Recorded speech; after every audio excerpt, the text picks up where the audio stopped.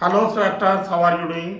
ఇవాళ ఇప్పుడు ఇంకో కొత్త సినిమా గురించి చూద్దాం. కాకపోతే ఈసారి అది హాలీవుడ్ సినిమా, అమెరికన్ మూవీ. దాని పేరు ప్రెజెన్స్. ఎవరంటే దాంట్లో Lucy Liu, Chris Sullivan and Callina Liang చేసిన సినిమా. అది స్టీఫెన్ సోడర్బర్గ్ దర్శకత్వం. సినిమా పేరు ప్రెజెన్స్. అది చెప్పడానికి హర్రర్ సినిమా అయినా సరే అది ఒక థ్రిల్లర్ లాగా, ఒక కాంటెంప్లేటివ్ డ్రామా లాగా ఫ్యామిలీ ఎమోషనల్ కంటెంట్తో ఉంటుంది. అన్నా చెల్లెళ్ళు, భార్యాభర్తలు, తల్లి కొడుకు, తల్లి కూతురు, తండ్రి కొడుకుల మధ్య ఉండే అనుబంధాలు, చిన్న చిన్న స్నేహాలు వాటి మీద డిపెండ్ అవుతుందన్నమాట. అంటే మొత్తానికి మానవ సంబంధాలు ఏ విధంగా ఉంటాయన్న దాన్ని ఒక సూపర్ న్యాచురల్ ఎలిమెంట్ని ఉపయోగించి ఒక హైలీ అన్ఎక్స్పెక్టెడ్ ట్విస్ట్ని వాడుకుని సినిమా ద్వారా మనకు ఒక ఎమోషనల్ పంచ్ని ఇస్తారు. ఎట్లా ఉంటుందంటే ఒక ఇల్లు ఉంటుంది. ఆ ఇల్లు చాలా కాలానికి అమ్మకానికి ఉంటే దాంట్లో ఎవరో రాకుండా ఉంటారు. అది ఎందుకు ఏంటంటే మనకి ఎక్కడా క్లియర్గా చెప్పరు. బట్ ఒక పోల్టర్గైస్ట్ అంటారు కదా, మీకు ఇంట్లలో తిరుగుతూ ఉంటే చిన్న చిన్న దయ్యాలు లాంటివి ఏం చేస్తాయంటే మీకు వస్తువులు వాటిని కదిలించడము, పడేయటం లాంటివి, పైనుంచి వస్తువులు డ్రాప్ చేయడము, అద్దాలు పగలగొట్టడం లాంటివి చేస్తాం. అలాంటి పోల్టర్గైస్ట్ ఒకటి ఉంటుంది.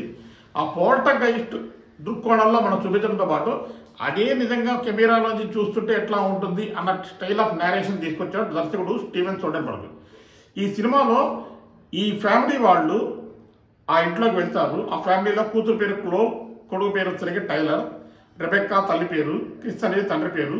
వీళ్ళు అక్కడికి వెళ్ళబోయే ముందు, ఆ ఇంట్లో మారడానికి ముందు ఆ పిల్లకి ఏమవుతుంది అంటే క్లో అనే అమ్మాయి కూతురికి వాళ్ళ స్నేహితురాలు చనిపోతుంది.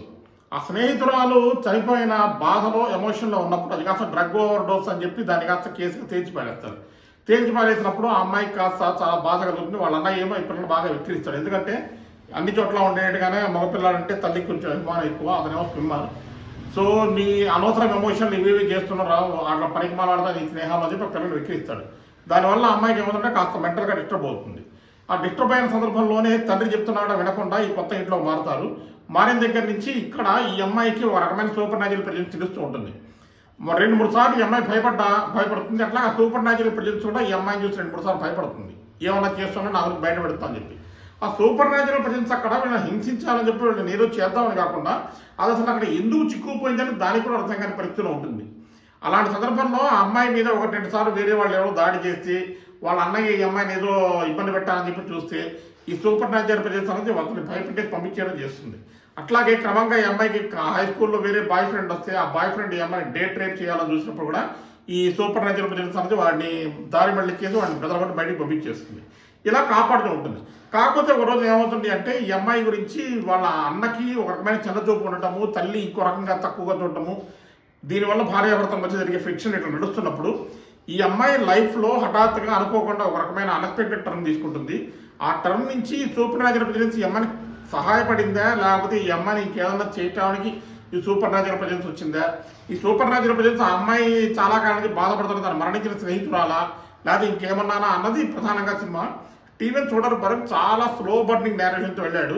ఒక్కొక్కటి పాయింట్ సెట్ చేసుకుంటూ వెళ్ళాడు. అంటే మనం డ్రామా చూస్తున్నాము అనుకుని చూస్తే కనుక దాంట్లో ఉండే సూపర్ న్యాచురల్ ఎలిమెంట్ అక్కడక్కడ వచ్చే జంప్ స్కేర్ లాంటివి మనకి ఏం చేస్తాయంటే హర్రర్ ఫీలింగ్ ఇస్తుంటాయి. మోస్ట్లీ ఇలా ఉన్న థ్రిల్లర్ కింద చెప్పుకోవచ్చు. తర్వాత హ్యూమన్ ఎమోషన్స్ని, హ్యూమన్ బాండింగ్స్ని, ఎలా తల్లిదండ్రులు ఏ విధంగా ఉంటే పిల్లలు ఏ విధంగా రియాక్ట్ అవుతారు అన్న విషయంలో బాగా చర్చించాడు. సినిమాటోగ్రఫీ ఇందా చెప్పినట్టుగానే ఆ పోల్టర్గైస్ట్ దృక్కోణం నుంచి సూపర్ న్యాచురల్ దృక్కోణం చూపిస్తుంటుంది. దాని వాతావరణం ఎట్లా ఉంటుంది, దాని ఆలోచనలు ఎట్లా ఉంటాయి, అసలు దాని చూపు ఎట్లా ఉంటుంది అన్న వైపు నుంచి కెమెరాని ఎక్కువగా చూపిస్తుంటారు. అదే సందర్భంలో ఇంకా మ్యూజిక్ వచ్చేసరికి ఏమవుతుందంటే ఒక రకమైన సింఫనిక్గా ఉండి ఆపరేటింగ్ మ్యూజిక్ అంటారు కదా, అట్లా ఉండి సినిమాని కాంప్లిమెంట్ చేస్తుంటారు. సినిమాని సీన్ని ఎలివేట్ చేయడం కాదు, కాంప్లిమెంట్ చేస్తూ వస్తుంటుంది. అంటే ఒక సన్నివేశంలో ఆ సంగీతం కూడా మిళితం అయిపోతూ వస్తుందన్నమాట. అంటే ఇక్కడ మనకి ఏమవుతుందంటే ప్రధానంగా దర్శకుడి పనితనంతో పాటు దృశ్య ప్రధానంగా సినిమా ఎక్కువగా సాగుతుంది.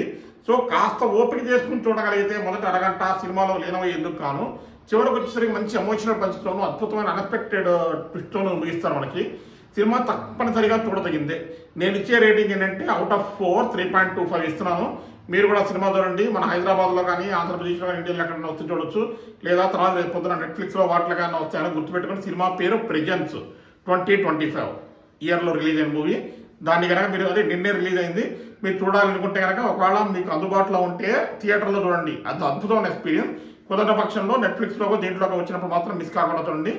Thank you very much. చూస్తూనే ఉండండి నథింగ్ స్వాక్టర్స్. హలో స్వాక్టర్స్, నమస్తే.